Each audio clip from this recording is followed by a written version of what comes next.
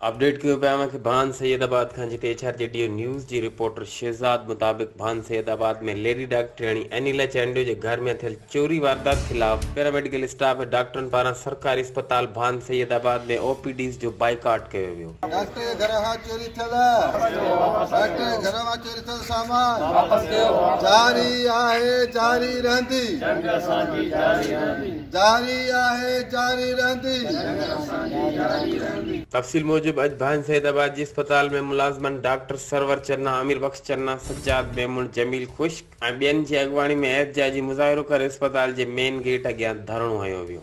उन मौके ते MS भान अस्पताल डॉक्टर सरवर चन्ना ऐं पैरामेडिकल अॻवान अमीर बख्श चन्ना जो चवणु हो सरकारी अस्पताल जे क्वार्टरनि मां डॉक्टर अनिला चांडियो जे लखे रुपयनि जी चोरी थी, पर भान पुलिस का बि कार्रवाई न कई। SHO भान रसूल बख्श शेख सिर्फ़ कूड़ा दिलासा ॾेई रहियो आहे। असीं डॉक्टर्स हाणे पंहिंजो पाण खे गैर महफ़ूज़ पिया सम्झूं।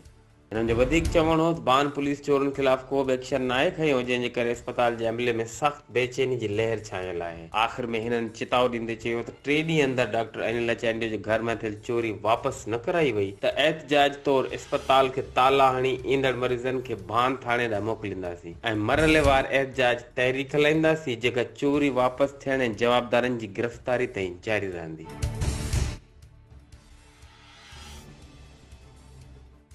HRJDO न्यूज़ ते इन वक़्त ताईं बस एतिरो ई। वधीक ख़बरनि ऐं अपडेट्स लाइ ॾिसंदा रहो HRJDO न्यूज़।